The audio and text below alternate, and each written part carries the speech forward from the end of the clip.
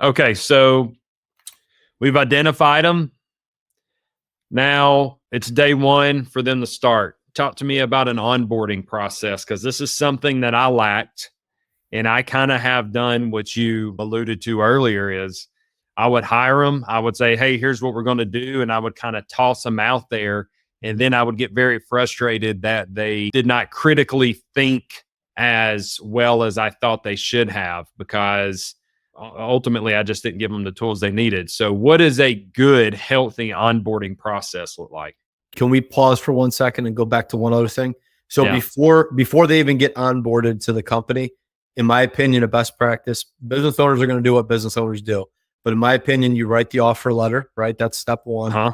They sign it. Once they sign it, I always put in every offer letter, and you know this about me, employment's contingent upon passing a pre-employment background check and drug screen, right? Yeah. If I have people that are going to be going into people's homes, and if I have people that are going to be dealing with the public, I want to make sure that I'm not opening myself or my business up to more risk and liability, right?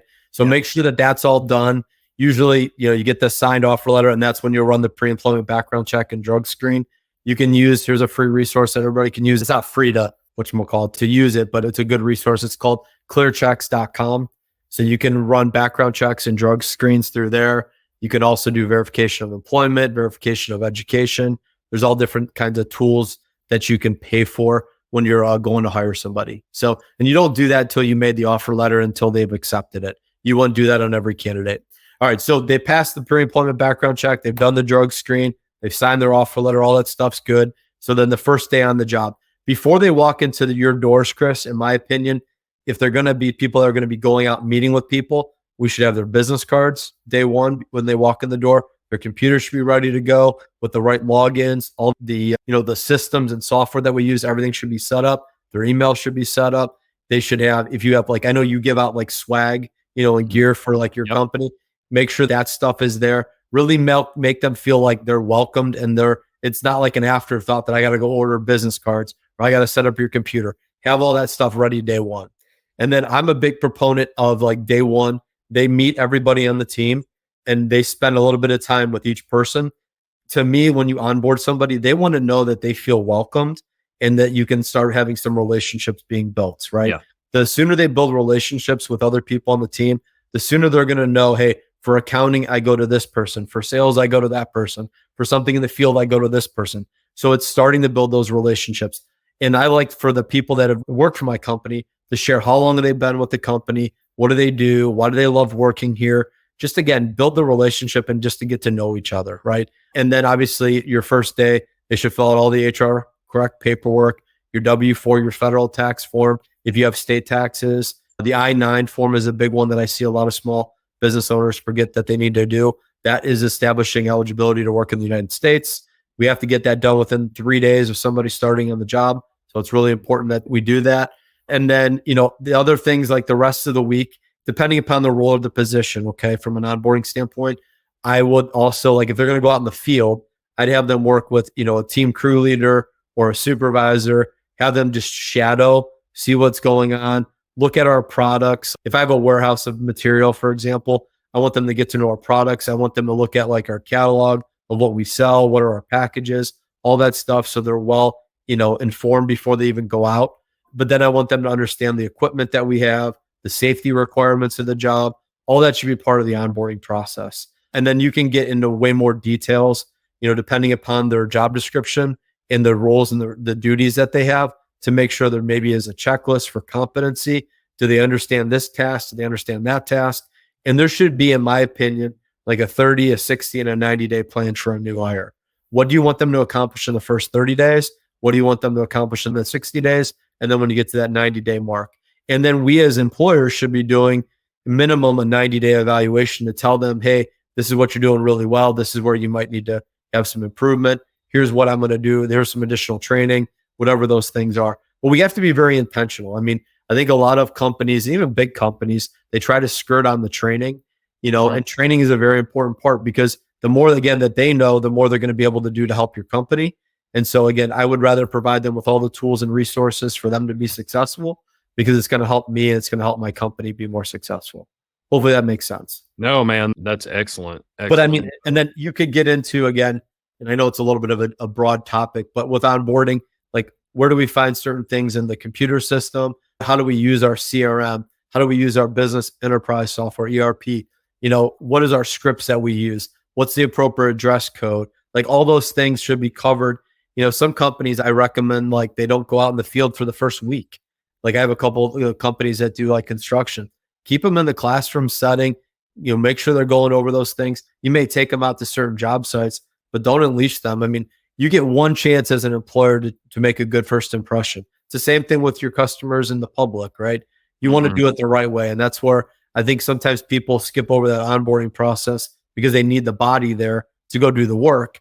And then what happens is it causes chaos, or they're not onboarded the correct way. They don't feel like they're really welcome. They're a part of the team, and then they're quitting or they're going to find another job because they're not happy where they're at.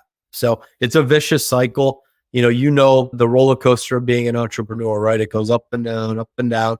And so it's the same thing with an employee. If you think about it, like what's the life cycle?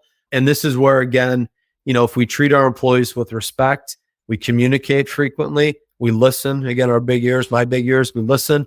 Those are things that people appreciate. A lot is just listening and finding out what's important to them and show that appreciation, show that respect.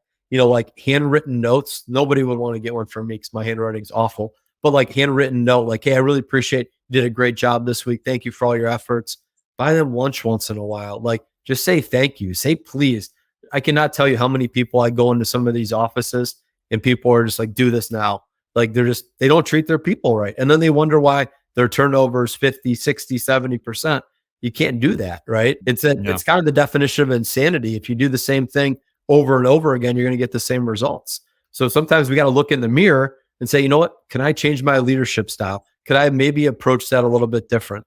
I'm a big believer in emotional intelligence in the workplace and really being self-aware of myself and what I could do better. And so it's really weird. I do that in the workplace. At home, I don't do that as much. So my wife would tell you I could definitely improve on that.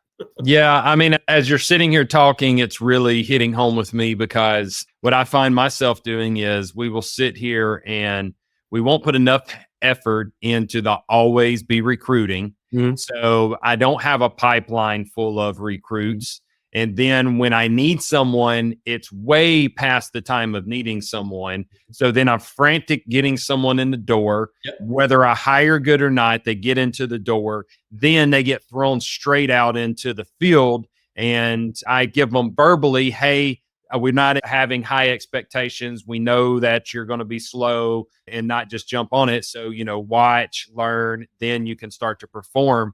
But the reality of it is I worked for a Fortune 500 company for about 3.5 years called CarMax, and they stuck me with a high performing senior rep that was at the company. And I shadowed them for 2 weeks, literally had no responsibilities but to follow them around and observe what they did. And then through observation, I came into questions that I had that I was able to ask. Mm-hmm. Then I went into a classroom and got formal training, mm-hmm. sales training, because that was my position at the car dealership.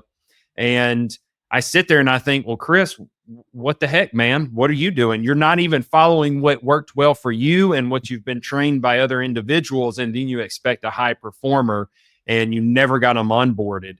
So, I mean, yeah, it's a domino effect, I guess, is what I'm trying to say. If we don't get those pieces of the puzzle put in place, then we do have an incomplete picture. And ultimately, it ends up with us losing someone that probably had a lot of potential. Absolutely. And I think you brought up a really good point. And so some of the organizations that I've worked for in the corporate world, we put together like a buddy system, very similar to yours, where somebody was out there and they were shadowing. And again, they had a friend, because think about it, when you got 1,000 employees in a building and you don't know anybody there, right? You don't know anybody at all. Like, it's kind of nice to be able to go take my lunch break and go eat with somebody, right? Like, we don't think about those little things, but those little things add up to a lot of our employees. And so we got to put ourselves in their shoes sometimes. And again, it's a cost to train people, but I would tell you it's a bigger cost when you have turnover, right? Oh, 100%. Turnover can be, it's hard to define the exact dollar amount. I usually use like a 1.5 to 2 times amount from a turnover standpoint, especially if you have to hire, a recruiter to hire them. You got to pay for the training. You got to worry about lost productivity. You got to worry about morale, so like there's a definite cost to turnover and attrition in the workplace. So if we onboard them right, we treat them right, we have a good culture, and we're all winning together, like no one's going to want to leave, right? But if we don't treat them right, we don't train them, we don't say please and thank you, we don't show appreciation, we give them no opportunity to make additional dollars, like they're going to leave, they're going to go somewhere else. It's that simple.